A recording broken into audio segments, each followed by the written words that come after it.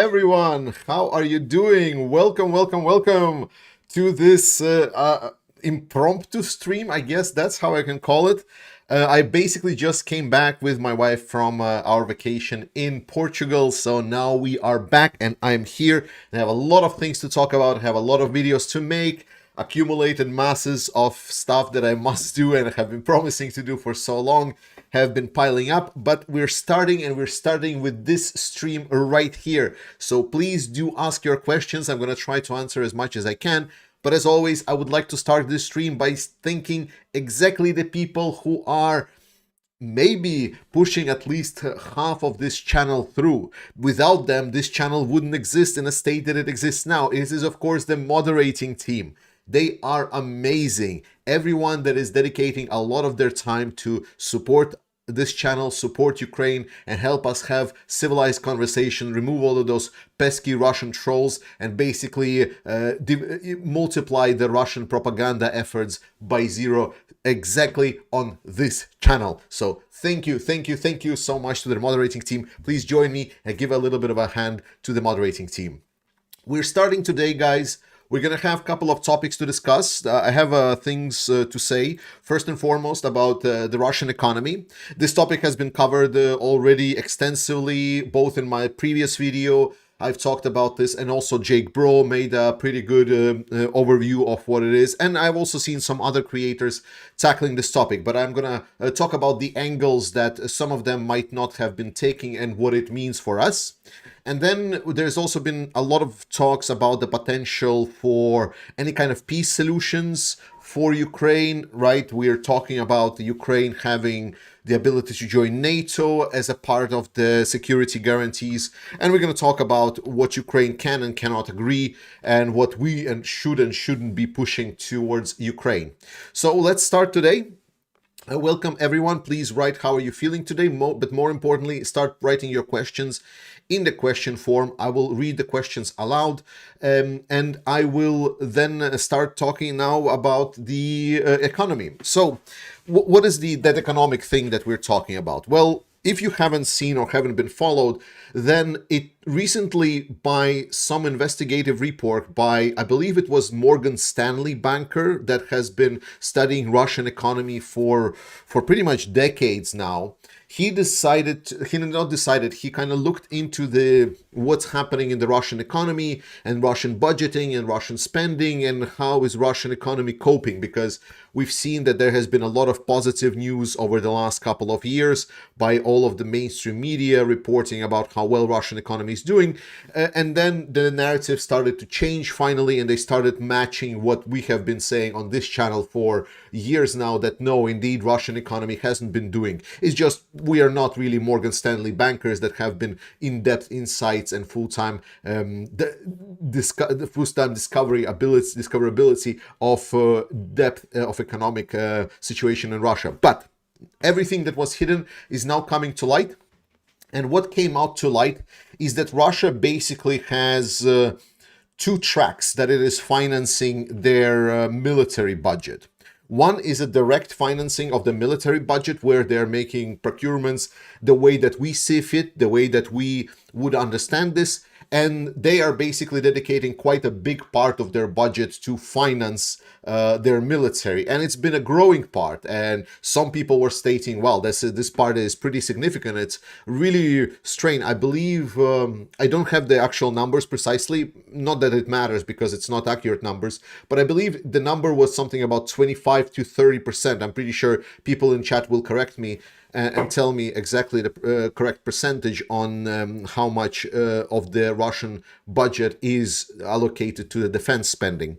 And that was already bad enough for Russia, because like fast growth of defense budget is, I mean, it is good in short term because it kind of boosts some productivity, but it's not very good long term, because by artificially spending more on the defense budget, you are creating essentially an economy that doesn't create a multiplicative effect. The point of investing in a lot of businesses in your some kind of production of different components, civilian components, is that over time someone else might in the civil sector take that production of civil components and create something else, and therefore multiplying your economic effect. If you just invest into the military, then all of the production of the military doesn't add that multiplicative effect, because the only thing that the produced tool can be used for is actually war. And long term, it's actually is more problematic, because it's really just a drain on the economy to sustain, renew it, and it generally it's basically a dead-end economy. But we still dedicate a lot of money in all of our economies to the defense budget, because, well, that's security, right? We need to pay for our security. So the point that we were making is that Russia had this defense budget that they have been allocating, and it was quite big, significantly big. And a lot of people raised their eyebrows, stating that is quite a lot. That is really, really tough. But then now it turned out that Russia was beyond that, also subsidizing and almost sort of a forcing loans onto the companies that are working for the defense industry. So to put it in a simple terms, imagine there would be like some kind of a factory that would be running to produce bread. And imagine you suddenly have some kind of guys that are coming from the Ministry of Defense are stating, listen, we can pay you a lot of money if you will turn your bread factory into, let's say, ammunition factory, or like a part of your factory into the ammunition factory. If you will repurpose your equipment to produce for the military. So they would subsidize private businesses, mostly like oligarch companies, of course, but there's also some medium-sized companies there as well. That's hence the example. But they were trying to subsidize these civilian industries so they would produce more equipment for the military. Why was it needed? There were two reasons. The reason number one is so that the books look clean, is so that propaganda narrative is there. So basically, well, we are doing fine. Like, yes, we're spending like 25-30% on the military, but our budget still kind of flows all together, and we're not really having that big of a deal. Our official inflation is 9%. So it allowed Putin to bullshit the world and tell and show all of our media people that, like, look, World Bank, look, our books and balances are totally intact. Everything is nice and clean and smooth. We're doing fine. Russia has not even budged. And then on the other hand, you kind of in black, you invest to sort of dismantle big parts of your civilian sector to work for the military, which is like an underhanded financing of production. And that financing, to put it bluntly in what it means, was essentially Russia already starting to print a lot of money. We talked a lot about the fact that at some point, Russian economy will be forced to start printing money. When people say Russian economy will collapse, a lot of people are expecting, like complete collapse. But that complete collapse need to have the situation in which the collapse can happen. Like, very rarely do economies collapse on their own, especially the dictatorial economies, because dictatorial economies, they are extremely resilient and they can forcefully be adapted to whatever dictator needs. But this, what basically was uncovered, is basically that trigger that everyone was kind of looking for, but couldn't really see where is that potential trigger. Because what that means is that Russia has effectively already entered that stage as they're printing money, and they are putting a lot of pressure and strain on their economy. That means that there's inflation pressure, not only from the official sources that they're making, not only from the official currencies, but also from the non-official money printing that they're doing to subsidize these dedicated military companies. So to put it in simple terms, what Russia is doing is they're specifically dedicating a lot of money into both the how do we say, the clean, if I can say so in the Russian sense, clean military sector investments. Plus, they're additionally investing into this black, dirty military sector investments, which means that by the fact of their printing money, they're devaluing the level of currency, making everyone else poorer. That means that Russian economy right now is in full throttle, working towards dismantling any kind of civil systems, like just anything else that Russia has beyond the military component. So now we come back to the Russian dilemma. The Russian dilemma, if you remember, is that Russia wants to increase the interest rate. The interest rate obviously cannot work because interest rate works on the things that are happening with the market forces. Russia subsidizing a lot of the security sector by just sending, like printing the money, is completely non-market force. So raising the interest rate will not really help with that. That's why when we're seeing that every time Russian industry started raising Russian economy starts raising the interest rate, it just slows down everything. Everyone has just started screaming and they cannot do basically any kind of development business.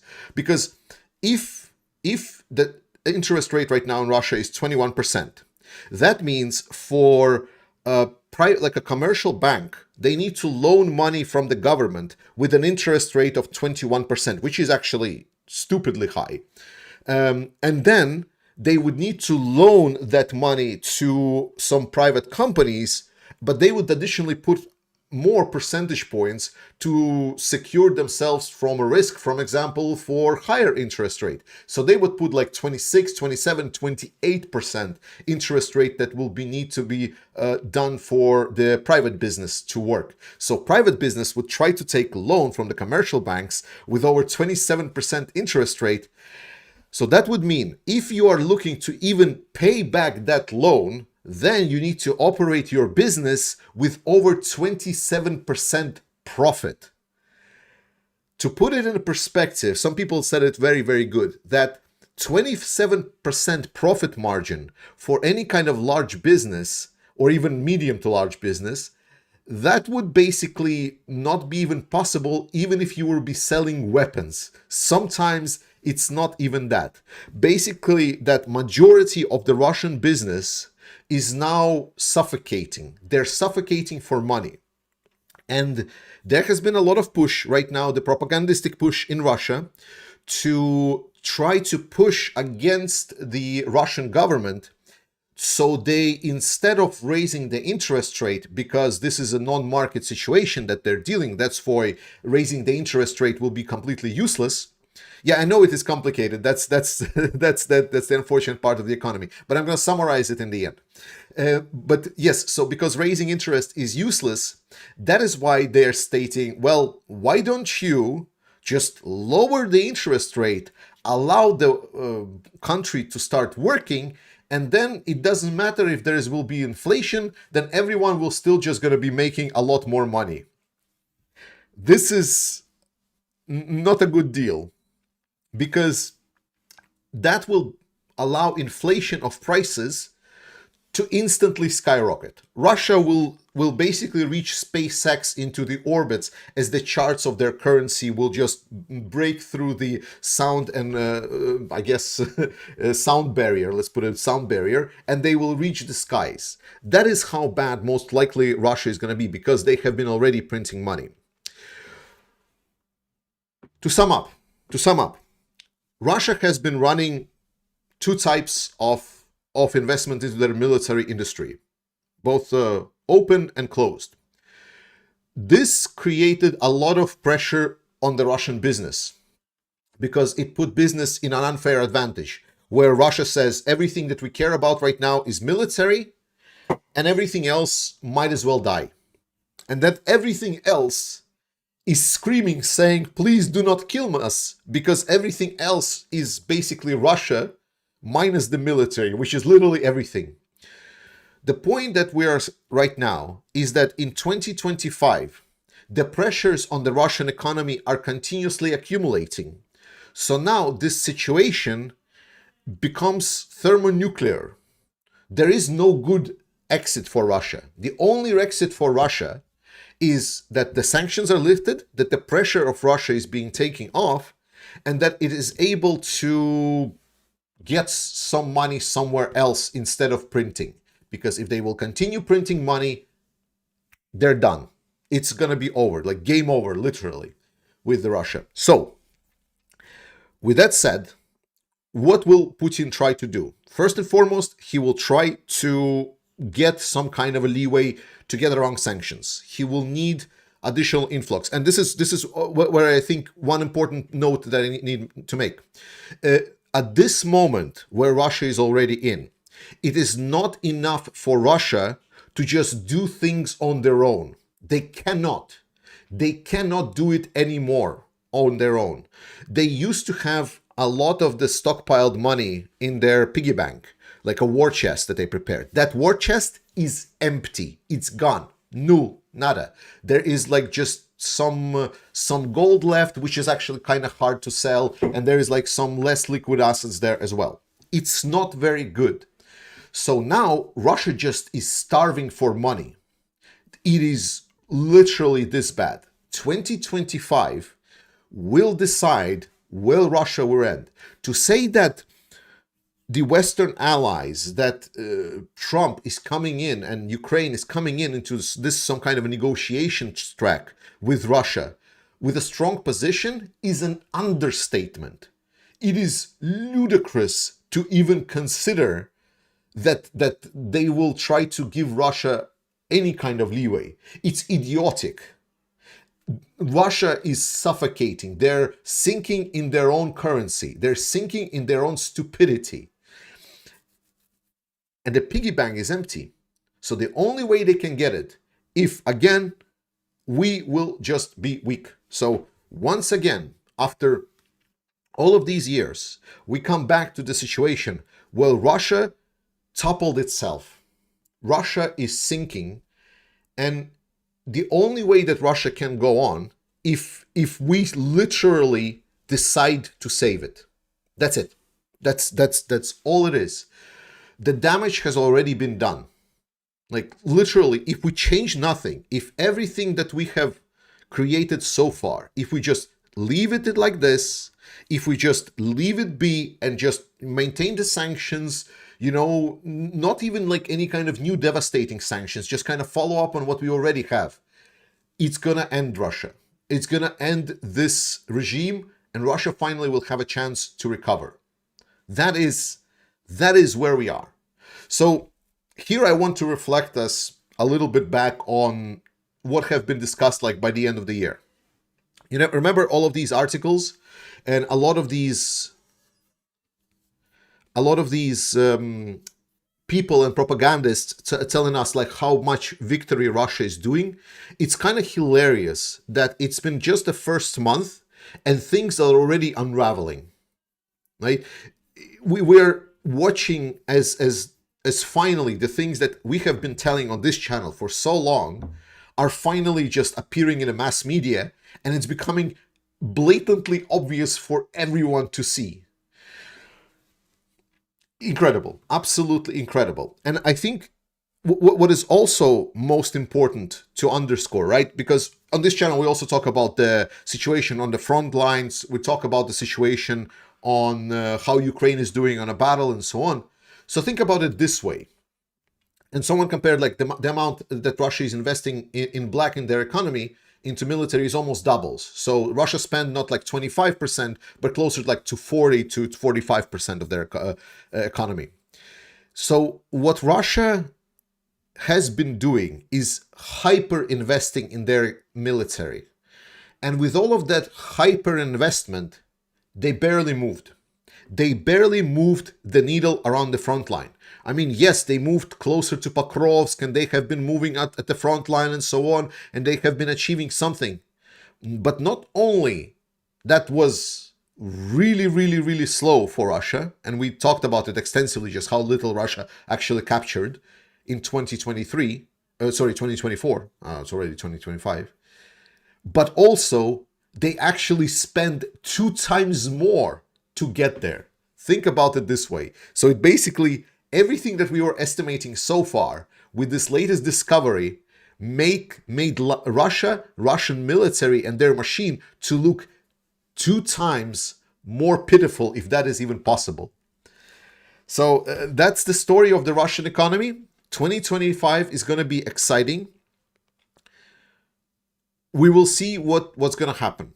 But what I want everyone here and everyone that is watching this channel and everyone that is watching this recording is to understand one simple thing, is that we just don't need to save them. We just need to let them sink themselves. That is it. That is it. Like they are already there. Just let them be. Let them get themselves over. All right. That's the part about the Russian economy. I hope it made a little bit more sense and gave you some of the newer perspectives. But I'm pretty sure you actually also asked some of the questions. All right. The first question I have is from Jenny Benko. I'm sorry, the YouTube is cutting up a little bit of a name, so if I mispronounce your name. Are Russians restricted from withdrawing money or not at the present time? As far as it is understood, at the present time, Russians are not restricted from withdrawing the money from their bank accounts. However, it is an obvious follow-up to their current plan. This is going to be like one of their steps to their downfall. So the fact that it is, like, to put it this way, it is bound to happen. Like at this moment, with this new data, with this new information, it is bound to happen. But when it will happen, we will see. Mafpa, hi Georgie. My Ukrainian friends are telling me they're hoping for a ceasefire soon, though watch your videos, I feel like a ceasefire now would be biggest military blunder. Yes, I also don't really agree a lot of people stating there is going to be a ceasefire. There is very little that indicates that there is going to be a ceasefire. Everyone that considers that there is going to be a ceasefire, I feel, is lying to themselves. And it's the same defeatist mentality that literally everyone has been having for the past years. Oh wait, sorry, he's Ukrainian. Well, Ukrainians want a ceasefire because they just want this war to stop, period. So we cannot really expect a lot of Ukrainians to feel it. But ceasefire solves nothing. So the fact that there might be a ceasefire is not a solution. That's not a solution. So it's like, it's good that people are hoping for a ceasefire, but to be honest, not much is indicated that there is going to be one. Mick Melbourne, Australia. Will NATO respond to that drone that hit Romania? No, they won't. NATO is unfortunately sitting and they are, sucking on their own thumb right now. They're silent, they are non-responsive, and they're just allowing Russia to have their way with them. So whatever is going to be happening, whatever kind of response is going to be coming from individual countries, not from NATO. NATO, unfortunately, has shown themselves to be quite impotent. Sorry to say. Lou, how many oil refineries and depots do Russia have, and how many have been hit? It's not a relatively big percentage. Like whenever people say like, oh, look, there are so many refineries that have been hit, there's so many things that Ukraine has been doing, like, but that has it influenced a lot? And the impact is not that big. Impact right now, I've seen it was like something around 11 to 13%, I believe. People have estimated the impact of the Ukrainian drone strikes. But the main point that that I always underscore with the drone strikes whenever I'm covering them is that there is a tendency of increase the frequency of drone strikes, and there is tendency of the distance of those drone strikes, and there is tendency of lethality of those drone strikes to increase. So I look at the Ukraine striking Russian facilities, not in a sense that it's disrupting that much on the Russians and the Russian oil production. It hasn't been so far. It's not that massive, but it has been making a dent, you know, like having 10% less to work with and always be bothered how do you repair your facilities is always problematic, right? It's better than it wouldn't happen. But the impact has been relatively small, so to speak, so far. But the dynamic, that one is extremely good. Just in 1 year, we went from like maybe 10 drone strikes a month or something. We now are going into the multiple dozens every month. So like constantly. So I'm very, very happy to see the dynamic of this. That is the most important. Konto, what do you think about EU countries buying LNG from Russia still? How can we force it to minimize it as Poland did?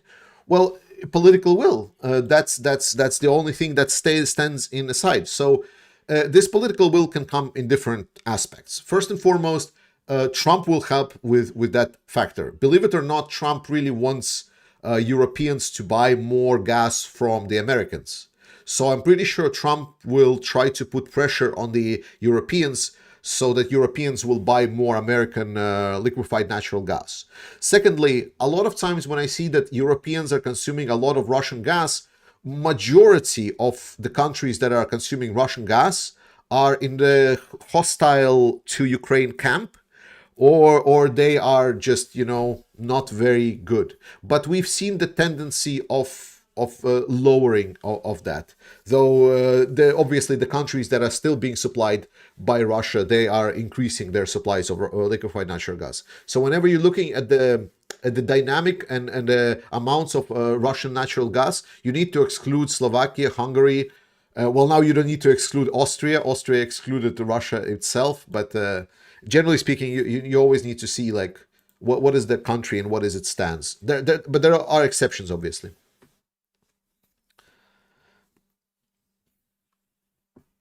Right. Mhm. Awesome HPT.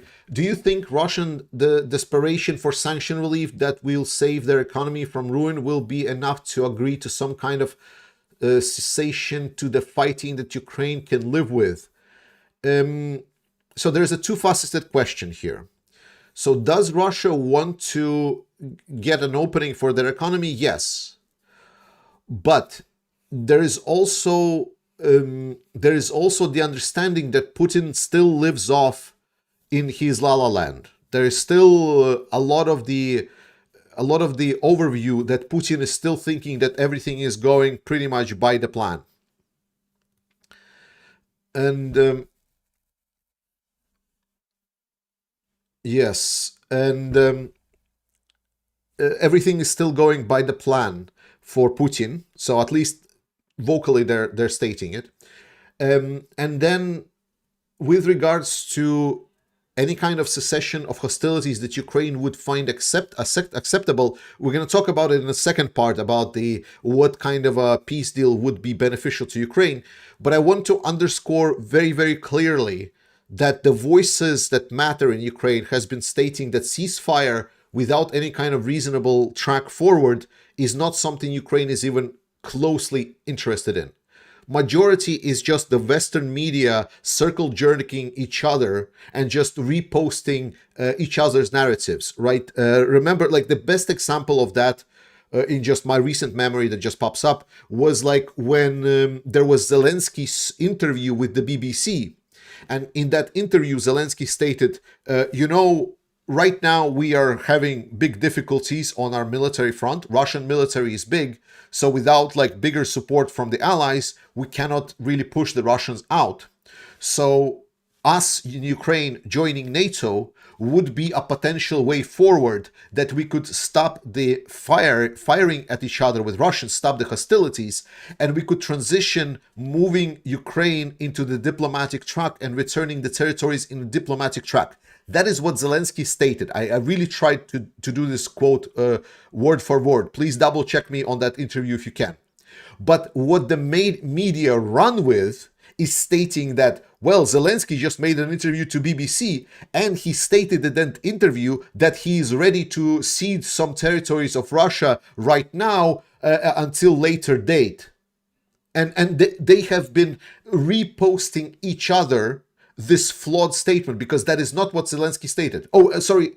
In my statement to Zelensky said everything else, that yes, that us joining NATO would be a path forward. And then he stated, but no one has yet offered this way.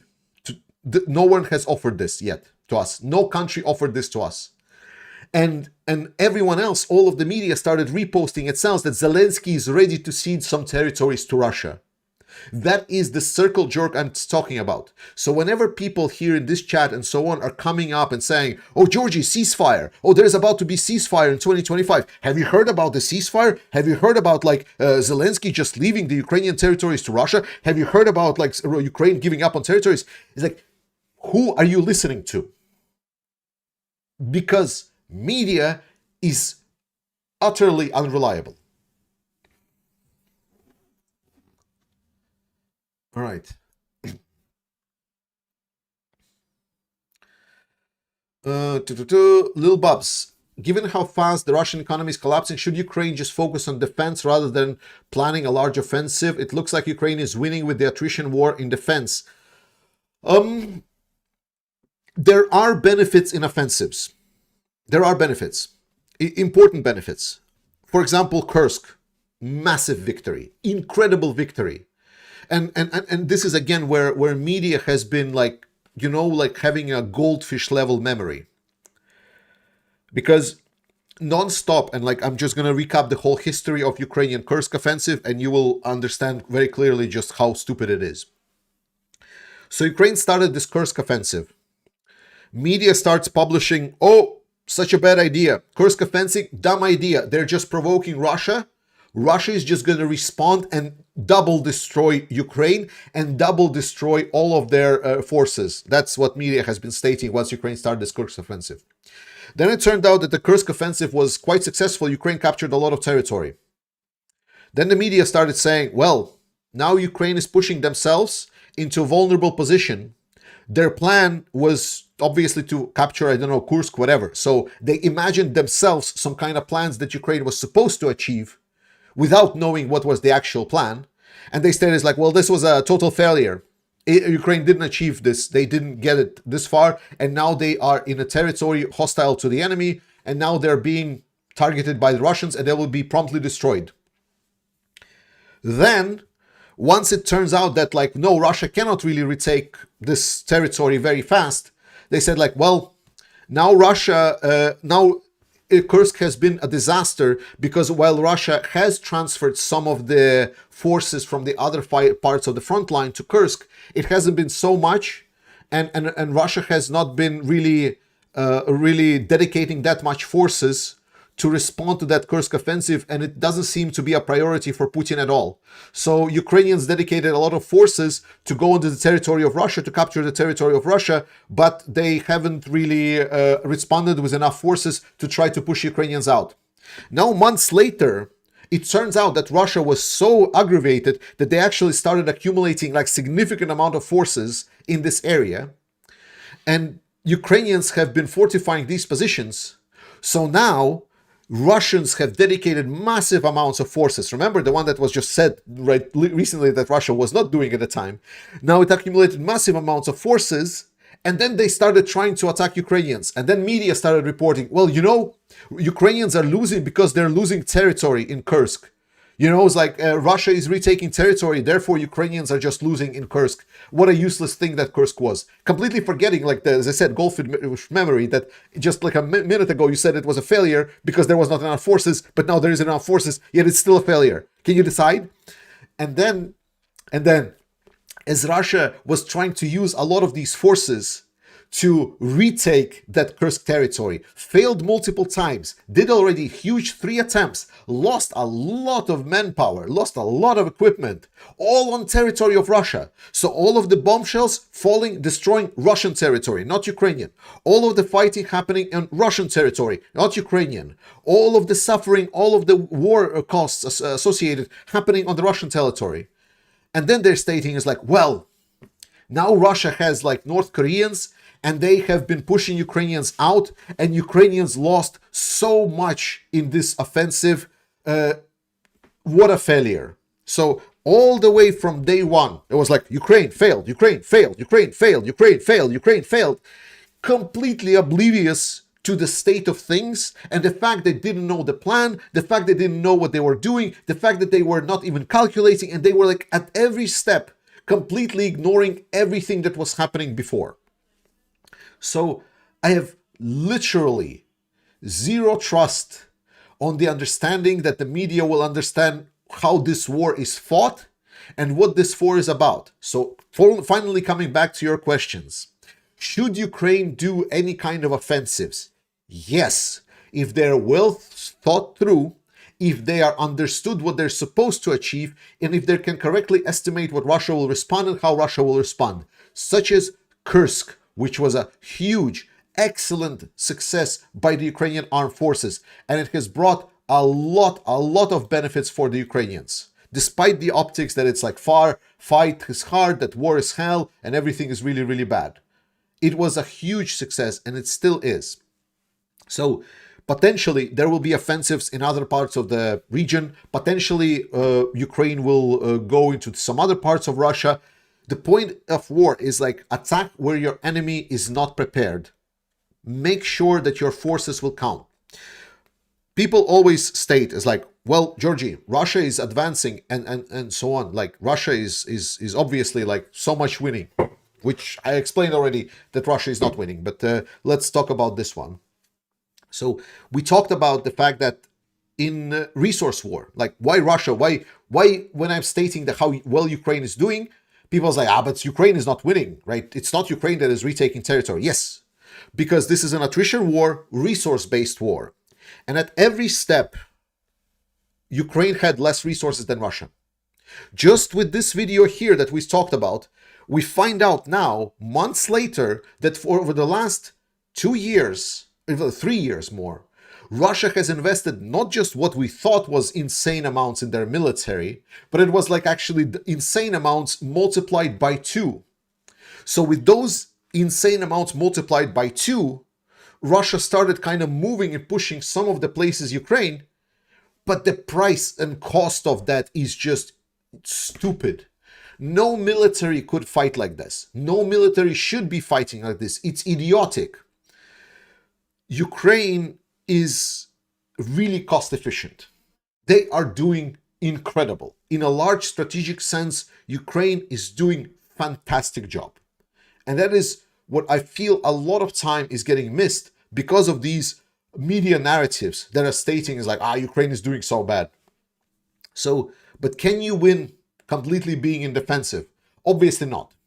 Ukraine really needs to consider what kind of offensive action will be putting it in a more favorable situation.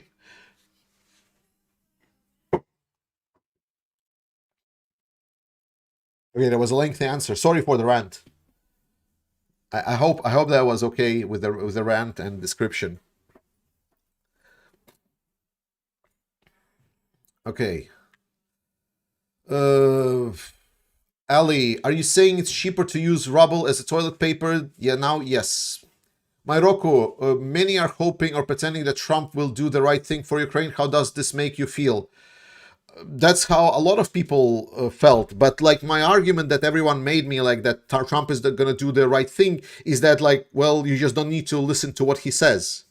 And I said like, well, I mean, now we don't really have an option, you know, because he's going to be the president. Trump is a wild card, right? It has been underscored by many, and that's the most kind of mellow way of describing Trump, so to say. He will do what Trump will does. What I want to underscore for Trump and Trumpists is that what I said at the start of this video, Russia is shitting themselves. They've shut the bet. So you can come out and you can be not just the president that achieved peace and the party that achieved peace. You can come out as a president and a party that achieved victory. Think about it. Because the only thing you need to do is just continue on. That's it. Catherine Futz, sorry for mispronouncing the name. Do you think Russia deliberately attacked the Kyiv with the PM Starmer? Was the meeting with Zelensky? If so, what should the response be? I mean, support Ukraine more? Was it on purpose? Yes, of course. Yeah. I mean, it's... Look, Catherine, Ukraine is being attacked every day. Like, you're stating it like, oh, you know, the Starmer visited Ukraine and then suddenly Ukraine got attacked. Kyiv is attacked every day, almost every day. I don't know how much you follow, but Kyiv is being literally bombed every day. The only way we're not hearing about the explosions, about the deaths in Kyiv, is because it has been quite well supplemented with anti-air systems. So stating is like, is like, oh, have you heard about that attack against Ukrainians because of the Starmer? I think it's putting a lot more, how do you say, a lot more value in the Starmer's visit and dismissing some of that horrible realities of war that Ukraine is experiencing every day.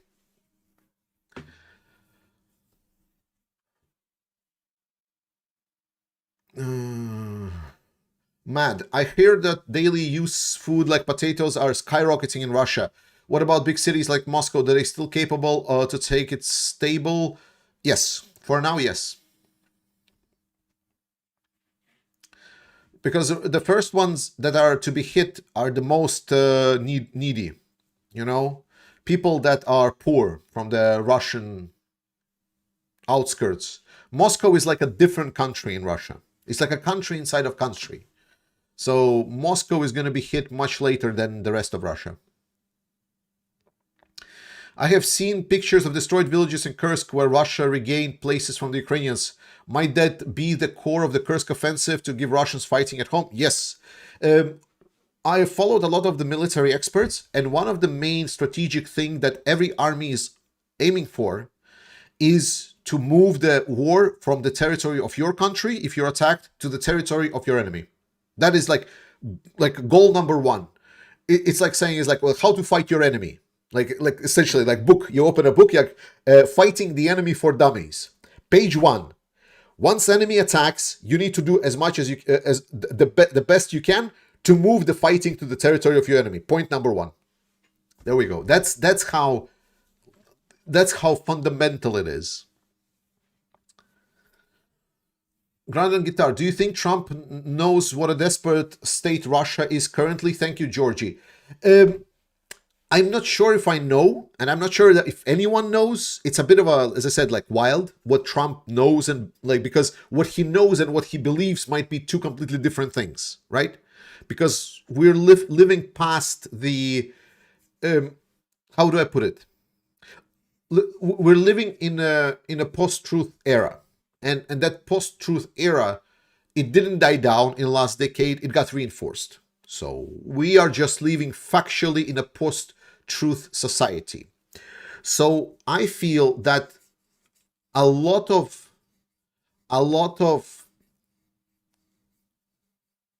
ways that we're using our speech and a lot of ways how we are articulating our messages have become completely irrelevant. So when you're stating is like, what do you think the actions of Trump will be if he knows this? I think this is the truth era statement. It's the statement where facts mattered. In our modern times, much more proper way to address it would be, what do you think, for example, Trump believes? And what do you think he will do based on those beliefs? Or you can say, how do you think that Trump feels about this? And do you think he will act on those feelings, or how he will act on those feelings? And I'm talking this in the case of Trump because that was the question, but I think this has been prevalent overall. I feel that both feelings and beliefs now are a lot more dominant than the facts and the truth. And it's been significantly reinforced over the last decade.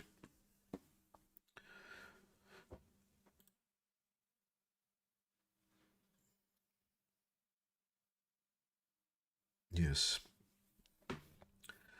David Trace, NATO is taking over control of Ukraine instead of America. What? NATO is a defensive alliance of multiple members. Your statement doesn't make sense because it conflates soft with warm. So you're like, do you think mushrooms is a great way to get to Mars? I don't know. It's like, what? Alexander Angelikov. Like, for example, NATO. There is no NATO forces. There is no NATO troops. There is no NATO troops. NATO forces is an umbrella terms that we're using for countries that are part of the alliance, such as there are French troops and there are also NATO troops, but there is no troops that are just NATO.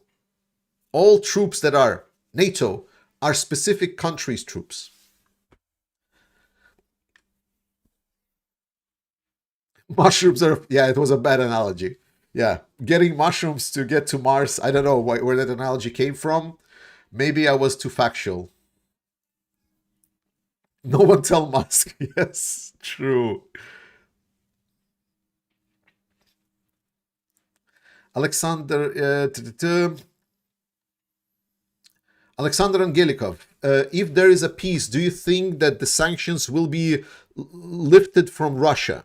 Well, is this a good question to transition to peace talks and peace description? Let's transition to peace talks and peace description. So, when we're talking peace, what do you have in your mind? Like, because this is like a test for whether or not you have been listening to me for the last 2 years or whatever time you have been. Like, because one of the major argument that I say on this channel in general, and the biggest weakness that we're having and have been having the most is the defeatist mentality, right? And defeatist mentality comes up involuntarily. Defeatist mentality is defining the models that your brain is creating. And whenever you're thinking about like peace talks with Ukraine, what do you imagine? Because if you imagine, for example, Ukraine potentially being forced to cede certain territories and Russia will get, and then we are somehow scraping along, we're going to try to find a way how to reinforce our borders against ever-encroaching Russia and living in fear for the rest of our lives, that is the defeatist mentality that I have truly tried to get out of you all for the last couple of years. And I will continue to do so. Because that is the biggest enemy of everyone. Because when I think of peace talks, I'm thinking, what will Putin sell to us so we leave him alone? Because in my perspective, peace talks is Putin groveling at our feet, trying to lick, let's say, Trump's or European Union representatives' boots, diplomatically speaking, so to say, and trying to find out any way that he can try to find some kind of way to preserve Russia and preserve his rule in Russia. That is the peace talks that I imagine. So when we're thinking about like, is Ukraine really for peace talks and what the peace talks can offer, there is a variety of ways this can go. But there are certain things that it should never be going under. And majority of these ways, I constantly listen to the Ukrainians and Ukrainian high representatives, their advisors to the president, a lot of their like political class, even Zelensky himself in the interview to Lex Fridman, if you haven't seen that one. Terrible interview by Lex, but an amazing interview by Zelensky because he laid it out very, very clearly. So, what is that minimum that Ukraine will never go for peace talks? Ukraine will not forgive Russia anything. Nothing will be forgiven. Not a single thing. Secondly, Ukraine will not capitulate to Russia. It is not ready. Its people is not ready. Its warriors are not ready. No one in Ukraine is ready to do so. Thirdly, while there is a lot of discussion about what the different allies of Ukraine will do, there has been a growing coalition of steadfast countries that are finally recognizing that it must be Ukraine win at all cost. That whatever happens, unless Ukraine accepts it, that is the way to go. And that coalition has been growing. Now it's the Baltics, Nordics, which is actually a lot of money. It's like some of the richest countries, Denmark, Norway, There's a lot of rich countries there. So there has been more and more push for the fact that there should be a support for Ukraine until the end, no matter what. And a lot of those countries, while they maybe not have, a lot of production on their own, they don't have like their military capacity, they found a way how to do it very cost effectively, investing in Ukraine. So Ukraine will still get a shitloads of money going its way, whatever the case. Finally, Ukraine is looking for a potential, and this is what Zelensky said actually from almost day one. He always wanted to go into the diplomatic track. Like one of the biggest, I've talked already about media misrepresentation of Zelensky. This has been another misrepresentation from Zelensky, that they suddenly discovered that Zelensky potentially is ready for some kind of peace talks. Zelensky has been ready for diplomatic track and going into negotiations from day one. At least whenever listening to his Ukrainian interviews, that's what he was always stating. The point is the understanding what is understood, because a lot of people would like Ukraine to fall over and just surrender to Russia. That is not going to happen. That is never going to happen.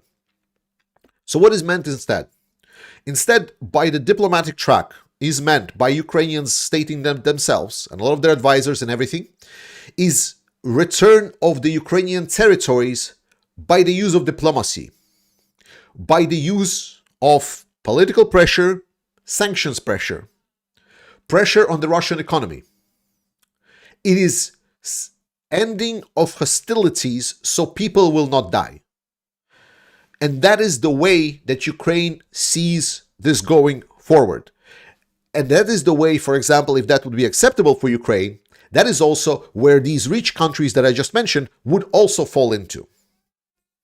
So when we're talking about potential negotiations for ending the ceasefire and so on, Ukrainians are looking at it as at minimum, it means that Ukraine will be safe, no Ukrainians will be killed anymore, and there will be a diplomatic track with the civilian pressure on Russia to give the territories back. And here we transition to the second points. One, how do Ukraine make sure that their people will not be killed again? And two, how we can be sure that the political and economic pressure will continue being applied to Russia so that diplomacy works in favor of Ukraine. Because without that, Ukrainians do not see the point, even the slightest point, to go any kind of negotiations track. Point number one, the security for Ukraine. There are two obvious answers to this. Nuclear weapons and NATO. Two things. Nuclear weapons, good long term, they're not very favorable short term.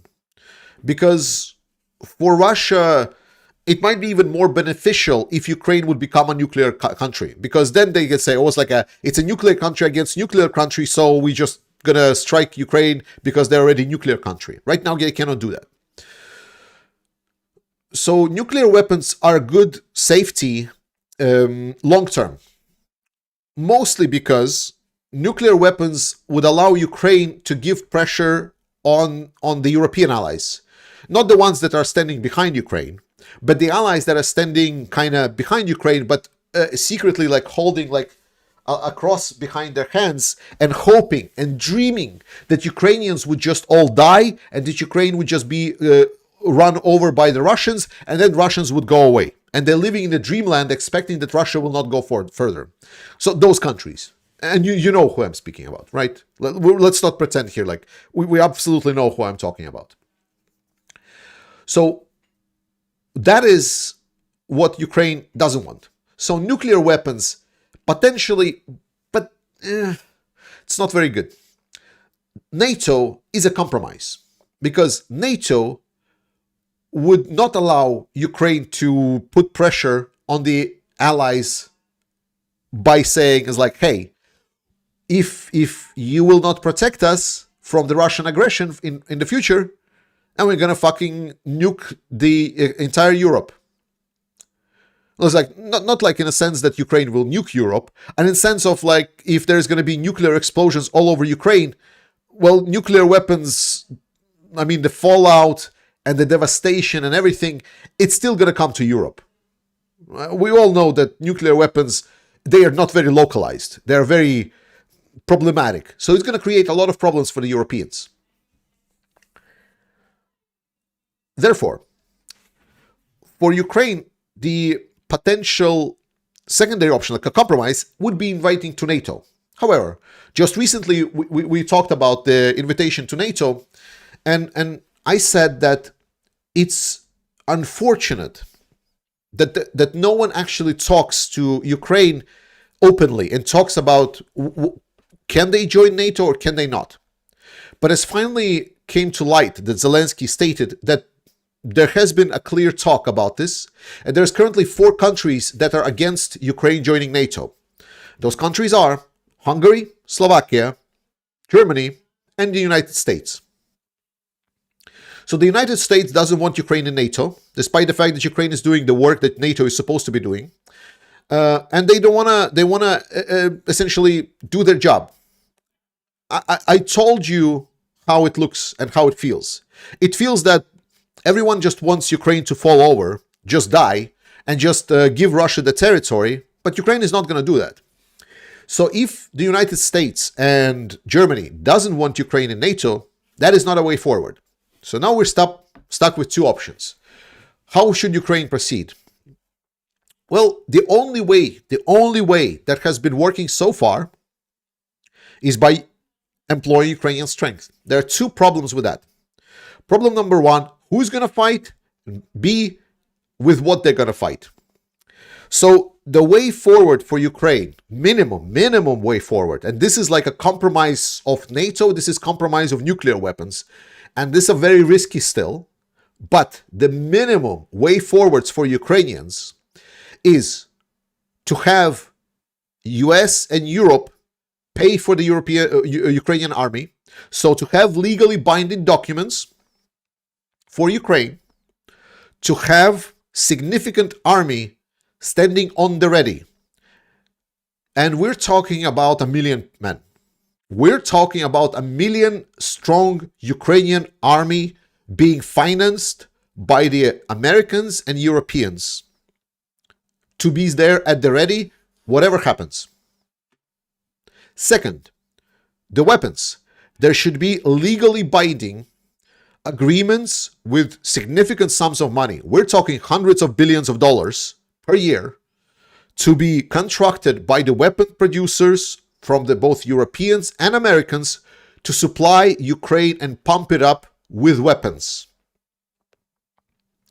So Ukraine would have 1 million strong man army at the standby, financed by us, or secondly, have the weapons supplied to them constantly at huge amounts.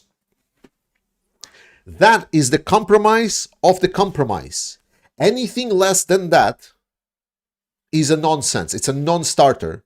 Ukrainians clearly stated that Budapest Memorandum, Minsk, any kind of other agreements, any kind of believe me, trust me, bro, words made by the leaders, all of that bullshit, garbage, absolute nonsense. We failed Ukraine already so many times that they're not buying bullshit from us anymore.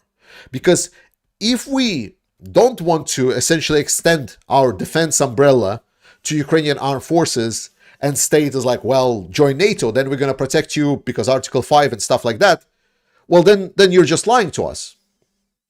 And that is not acceptable for Ukraine. And that is what is understood. That was the point number 1 when we're talking about Ukrainians and Ukrainians preserving their peace. Now let's talk about the pressures for Russia. So all of that way I've just stated, this is just to secure Ukraine as it is. But again, this is not enough. Because for Ukraine, what it actually seeks to do, their goal of Ukraine, is to return the cohesion of the full territory of Ukraine. Now, you might not like it. Your politicians might not like it. There's a lot of people that would love to, again, see Ukraine just fall over and give away. But Ukraine has grown something that I don't feel I've seen in a lot of politics for a while. It's called a backbone. And it's also called, It's also called, oh my God, I'm forgetting the word. Again, the ability to dictate own actions, being the subject of the story. I always forget that word. Sorry, this is. So Ukraine has became like courage. No, not courage. Oh my God, I need the word. No, not guts. Not marbles. Marbles? What? No, no, no. I mean, the Ukraine became ability to dictate agency. Yes, thank you so much. Agency. Yes, I always forget that word. So Ukraine grew their backbone and agency. They are not afraid to say no. They are not afraid to exactly state what they want. The fact the state that Russia is in a larger, the most sense, is not just us. We're just helping. Ukraine is the one that is doing this. And they will be fighting against Russians if need be. They need their territories. So, whatever agreement comes out, it should be very clearly stated what kind of activities are expected. So here, I don't know precisely. There hasn't been that much outlined yet by the experts, but Ukraine will work to make sure that in the same sense that there is like practical efforts to put pressure on Russia, that they are also ironclad written in this potential further campaign. So there will be statings like, okay, we will right now cease the ceasefire, but European countries and America, let's say you will be mandatory forced to include, let's say, countries and not countries, but like the organizations that Ukraine will provide a list of into your sanction packages, and you will be mandatory by legal means obliged to, for example, cut any trades if Ukraine demands it. So they will try to word it and create some kind of a legally binding obligations for the countries to impose more and more pressure on Russia. And there would be, for example, legally binding agreements stating that no sanctions must be raised off Russia.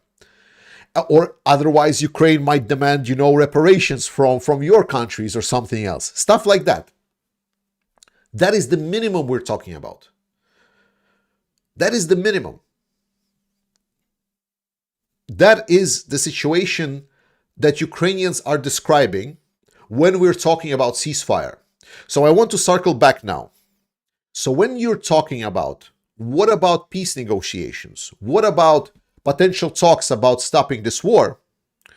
What I just described, so it took like a long time to describe, this is the minimum that Ukraine was working with to get from we are fighting the Russians now to now we're diplomatically looking to get back our territories incorporated back into Ukraine that Russia occupied illegally.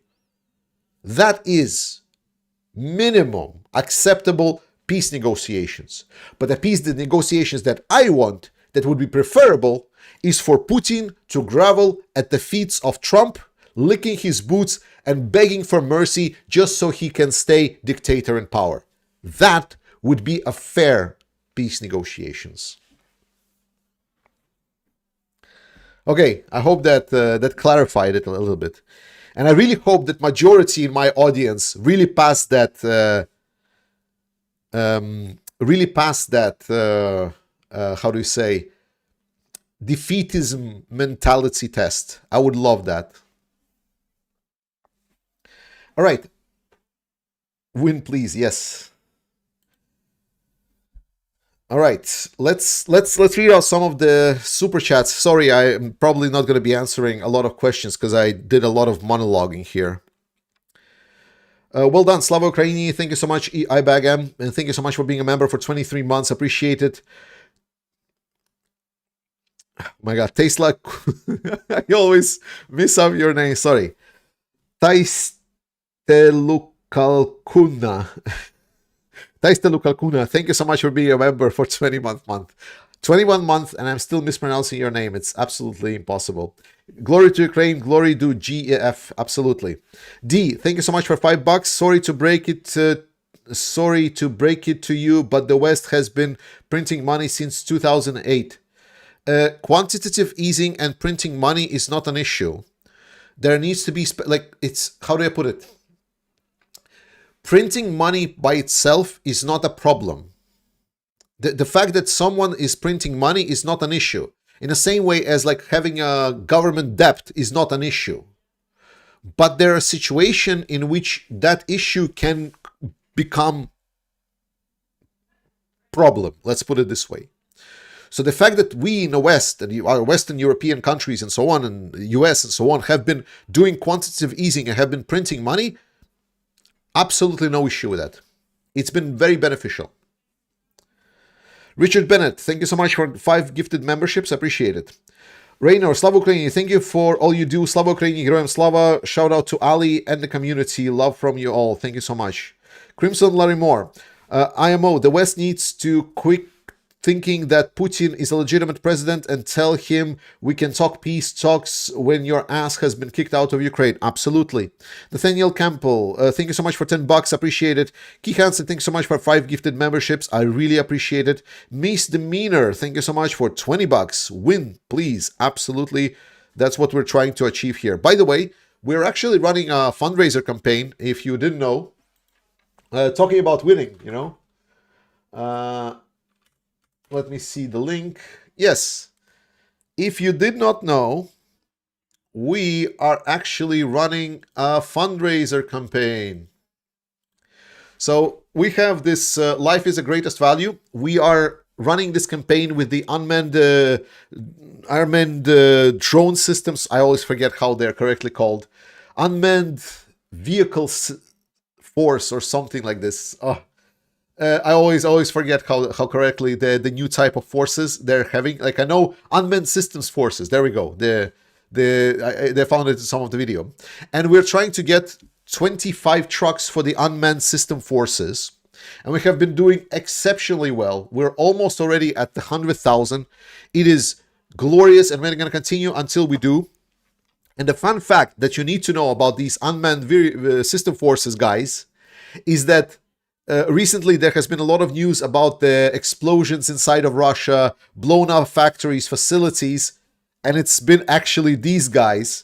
So we got firsthand, so to say, reporting from some of these guys stating, thank you so much. The fact that there are more explosions in Russia right now is also thanks to you. So thanks that they said to us is now going thanks to you. So if you have some money to spare, please consider participating in a fundraiser. It would be extremely helpful. I would really appreciate it, and it would be the type of victory action that would really help Ukrainian armed forces fight Russians better. All right, let's see. There was another one. Skylark, I'm American. Is there a danger now for my Russian friends to communicate with me? A danger for them? Skylark, thanks for $5. Not sure what you mean. I'm American. Is there a danger now for my Russian friends to communicate with me? A danger for them? Well, firstly, having Russians as friends. But secondly, if they're just like paying taxes and paying for the Putin's war, yes, they will be hit. Because I'm not sure if you realize that, but like Putin is using their money, their work, their taxes to finance this war. So unless they have money saved up, well, they're fucked. My question is, what are they still doing in Russia? I was like, it's more of a question to them. Also friends in Russia. Not cool. I cannot support that.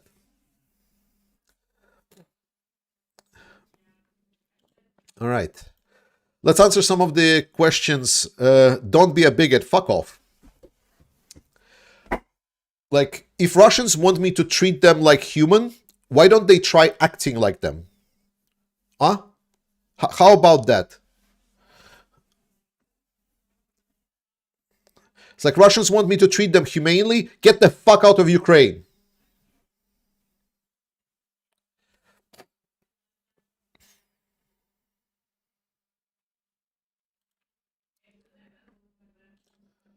Oh, not all Russians are bad. Not all Russians. Oh, Georgie, it's not Russian war. It's Putin's war.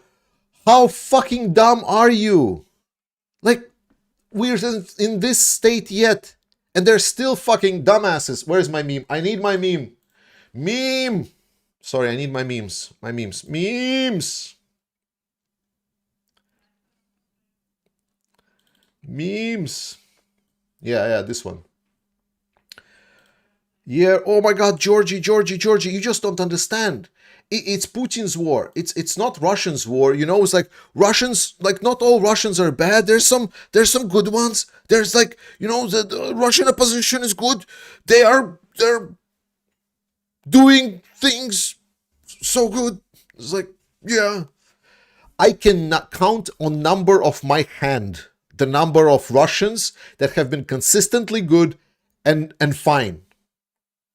Very little of them are actually Russians. For example, Garry Kasparov, one of the guys that like for a longer time I really wanted to count. Well, he doesn't really have any influence in Russia anymore. He's more of actually a Westerner because he hasn't been really like a Russian at all for so long. But like he's like one of the few guys. I literally, on one hand, like remember those guys, the Russian opposition that came out of the prison, and like the first thing they did is like, oh, we should like make sure that there are sanctions lifted from the Russians because, you know, Russians are suffering under Putin's regime. It's like people are dying, like they're killing children every day, and Russians do jack shit. No. There are good Russians. You know how they're called? Legion Free Russia, or the Russian Defense, or not the Russians, Russian Volunteer Corps. Those are the only good ones. Or the ones that are like finally left Russia, don't pay taxes to Putin so he can continue financing this war, and instead they're sending some parts of their profits to these organizations. Those are the only good ones. Those are the only. If there is like Russians that are trying to be like, oh, you know, it's like, but I'm not participating in this war. I'm just paying taxes. It's not my fault and so on. This is the fucking Nazi argument. This is the Nazi argument. This is like, well, it's like, you know, it's like, we'll not, we weren't really Nazis. We're like, we didn't really gas the Jews ourselves. It was just happening and so on. It's like, and stuff like that. No. It's been war for 3 years. Everything has been fucking clear to everyone. They know what they are doing. They know what is happening. And the fact that if they're lying, they're trying to gaslight you. It's like, oh man, you know, I'm having a tough life. It's like, but you cannot do everything. It's like, I'm just trying to have a normal life. But you know, this Putin, god damn it, he's like doing this all bullshit. I totally don't support him. You know, it's like, all these people are full of shit. You dig them up a little bit, like about like ask him like first questions, like ask him, who does Crimea belong to? Ask him that. I guarantee you, it's like if you fucking spend 5 minutes actually grilling and asking the actual fucking questions about who does Crimea belong to? Like, should Ukraine be allowed to get reparations from Russia? How can the Russians give up all of the criminals? Should you be paying and going out and working for Ukrainians and rebuilding their cities? I can guarantee you very soon Russians are starting is like, well, you know, yeah, but it wasn't like really us. It was just Putin. So maybe it's like the fact that Russians are still not taking responsibility is the whole fucking point that I have been making here for 3 years. Russians do not have agency. They give up their agency. They're just pretending that everything is happening. They are not participating and they're not responsible for this. They are stating this, that whatever is this is just like kind of happening on them. You know, that it's not like their population is just like, you know, it's like, oh, it's like, well, it's okay that our guys go there and just, like, you know, kill some Ukrainian children. So it's okay. But I'm just trying to survive here, you know, life in Russia is tough. Absolutely zeros. Absolutely zero. sorry, I'm looking for the word. How do you say? Zero understanding from my side, zero tolerance. The only people that I have empathy to, thank you for the word, is Ukrainians, because they never asked for this. How many Ukrainian children have been killed? How many have been kidnapped? What have these Russians, the good Russians, have done? I don't know. Have they tried maybe finding some Ukrainian children that have been kidnapped and maybe returning them? Like, that would be nice. That would be nice. It's like, oh, but they were just trying to live their life. And what of Ukrainians? Have Ukrainians not tried living just their lives? You fucking came in. You came. So, listen, the only thing I want in the world is for Russians to be just a normal country that is dealing with what they're dealing with, and that they want to, like, live their own life. And then we trade and they do their own shit, and it's fine. It's cool. That's the best thing that I want. But Russians are still pretending that this war is not happening, that it's not their country that have invaded Ukrainians and have been killing Ukrainians. They are pretending they're not part of it, that they are some kind of a bystanders, neutral bystanders that have no fact. It's like, no, you are primary responsible. You didn't fix your shit, and now your shit came to deal with our shit. They should have been there in front lines to defend their democracy and defend them against Putin, but they're just like, what can we do? We're just, Russians, whatever. Now it's our job and my taxpayers' money and Ukrainians and my family to be there on the front lines to solve their fucking problems. Absolutely zero empathy. Fuck your Russian friends, especially if they're still in Russia.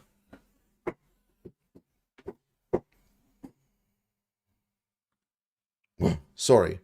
It's like, it's been like 3 years. It just gets to like, oh, like, but Georgie, why are you so bigoted? Why are you so angry at Russians and so on? It's like, get responsibility. Because responsibility. There's been a lot of Russians that understood where they are. I can still not forgive them because, like, I read their comments, I see how they communicate, and like, a lot of them are still full of shit. A lot of them still like have imperial. But they understand that they at least are in the wrong, so they're trying to justify that. So they're trying to, some of them support Ukrainian armed forces. Some of them spreading the news. Some of them trying to support Ukraine and so on.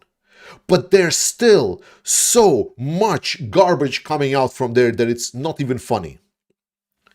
And the main part, and this is, I'm gonna finish. Sorry for this rant. The main part is that they're just not taking any responsibility for what is happening, and not taking any responsibility for solving this shit. Because they should have been the primary ones to act, and yet they don't. And they just expect us to solve it, expect Ukrainians to just die and solve their issues for them, and then just like, well, we just want to live normal life.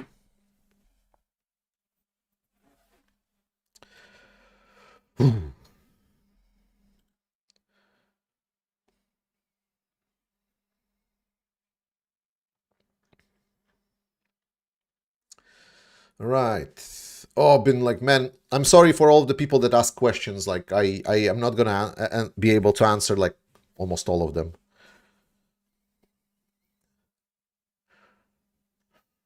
Like, I know. Tell this to your Russian friends. It's like, why my taxpayers' money need to solve issues you created. There we go. Let's end with this. Let's end with this.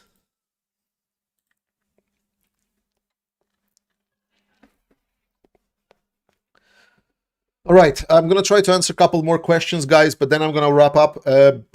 I've been a bit on fire lately, and I just came back and so on. Oh my god. Okay, let's find. Oh, there's Gord's question. I must answer Gord's question. Hey Gord the legend. one of the first people that really made this channel really actual factual help to the Ukrainian armed forces. Gord donated his own drone to, and it was incredible. Georgies, are we or will be start to see the effects of the recent massive attacks by the armed forces of Ukraine? No. As I said, like the attacks of Ukraine against the Russian targets, you need to see in dynamic, like what is the increasing factor, the frequency, distance, severity, things like that. Those are important. The attacks themselves, they are just a good drain on the Russians to make sure they have to spend money to rebuild what was damaged, so to say. Janssen Redler, could you explain what restraint Ukraine has in mass targeting of oil refineries? Wouldn't Ukraine want to speed up economic collapse of Russia? How is... I don't understand the question. How is Ukraine targeting oil refineries is helping Russia? Sorry, cannot get the question. Kila B, when your plan on vacationing in Ukraine? Well, we're working on it. As I said, like my main barrier for why I'm not going to Ukraine is deeply personal. I have a wife and I love her very much. She's the love of my life. And my wife has a family in Ukraine. She promised her family that she will not put herself in danger and come to visit them in Ukraine. And she basically has been since then blackmailing me and stating that she's basically going to divorce me if I ever consider going to Ukraine, because I'm going to be putting myself to danger. And she will then go see my parents as well, and basically she will put herself in danger. And the main argument so far has been that if I'm already helping from here where I am, what me going to Ukraine is going to change, right? I'm not a fighter. I'm not a very pleasant person to interact with. Like you just heard me, I'm an asshole. It's like I've insulted someone else's friends just to his face. He probably was a subscriber, paid me money, probably donated to Ukrainian armed forces, and here I am just saying that his Russian friends are shit. Not a very good person I am. But the point that is kind of the most one is that my wife would not want that, and I really love her, and I really want our relationships to work and continue working. And I am doing already quite a lot from here.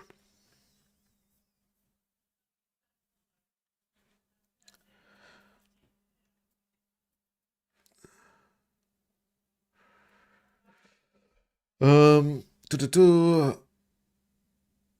Angry Fat Banana, nice nickname. Why is the counter argument to the demands on Ukraine to lower the mobilization age that they can't even fully equip what brigades they already have never really addressed, is just brushed aside? Oh yeah.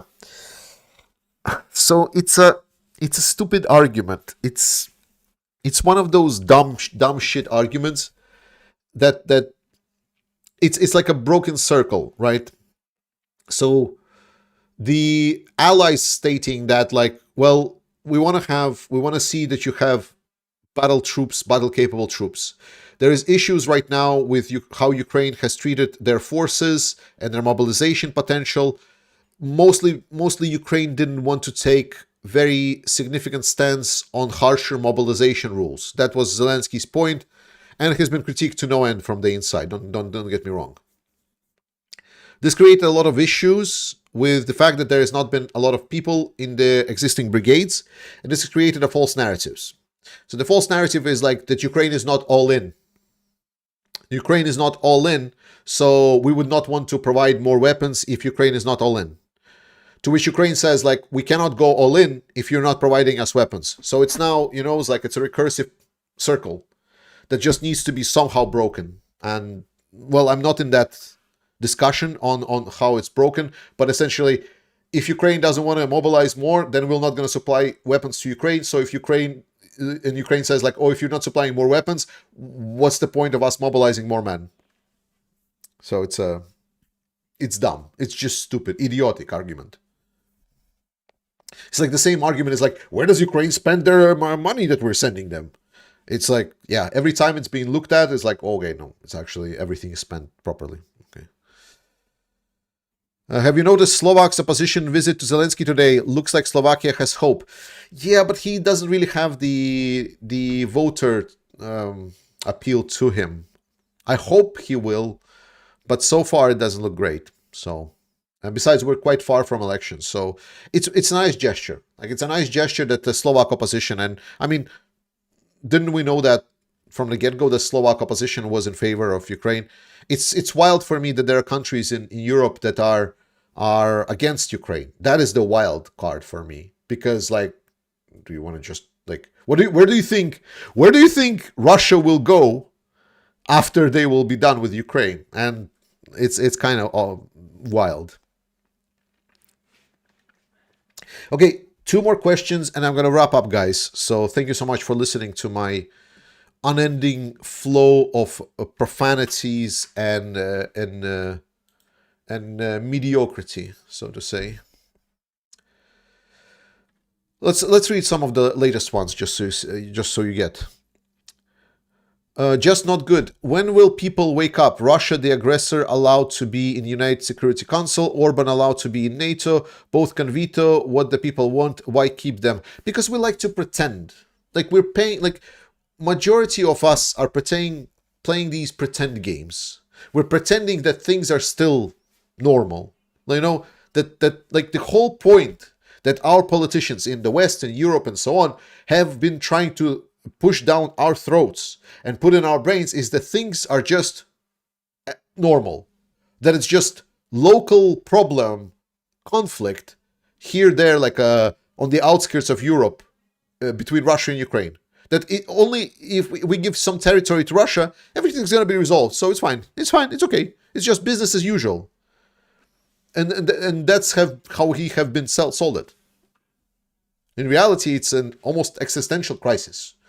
But it's been unfortunately mostly understood in Northern and Eastern and Central Europe. No, absolutely, I'm not alone. Thank you so much. I know I'm not alone. This channel is amazing, guys. You're incredible. Like, look at fucking this. Look at this. Incredible. Incredible. 100,000. And this is the latest one. I started this channel so I can send maybe additional 10, 15 bucks to Ukrainian armed forces when I got the chance to monetize this channel. Now our count is like over 1.2 million in total contributions from both the channel, the contributions that you guys made, everything. Insane, insane. I find it incredible that I have been blessed by the opportunity to do so. I don't have enough good words to say to you, this community, the moderating team, everyone that has been supported this channel. You guys rock. You are incredible. But I also want to get the right things in order. You know, like specifically because I see that the core of the problem is in our thinking, you know, like how we think about things, how we perceive things. That's why I talk so much about how we evaluate our politicians, you know, what would make for a better outcome, or how do we perceive what negotiations should be. Because I want this to be transitioned in the future. Because I value democracy. I want us peace. I want us to have a good life. I even want Russia to be a normal state. I want Russians to be normal people. But we're not going to be achieving that if we're just going to treat them like this is just some kind of an issue on the outskirts of Europe. And Russians are not this weird, propaganda-ridden country that is just bloodthirsty and they want to recreate their empire following Putin's narratives, and then there is other part of the Russian society that is just dismissing that this is happening at all, and they say like, oh, we just want to live normally, and completely disregarding the price that their neighbor is paying for their aggression, but they still don't really mind that Crimea has been captured and so on. No, no. The point is that their journey starts with them losing. Their journey starts with also reflecting and changing the way they're thinking. And a lot of issues with Russians is because how they're thinking. And I really want this community to have those better, more long-term, big picture understanding and thinking patterns, so they can uh, understand these decisions without me saying. The best thing I want is for my channel to never have existed. I would want to be just a regular guy working at my job, and then there would be people in the political sphere or whatever saying the things that I'm saying now, and being responsible, taking responsibility for their actions, taking responsibility for the errors that they have made, whether it's been Merkel or anyone else and so on, and realizing the shit we're in, and not me sitting here asking us to donate to Ukrainian armed forces, but Ukrainian armed forces being supplied with everything that they need already on the big government level, big boss level, and so on. And I would be just working there as a normal guy. I would not want anything more than just not be in the situation. But we are where we are. I'm going to stay here. I'm going to continue doing what I'm doing until victory. We're going to support Ukraine. And thank you so much for the opportunity, guys. I do really appreciate it. Support Ukraine. I love you. Slava Ukraini. And I'll see you next time.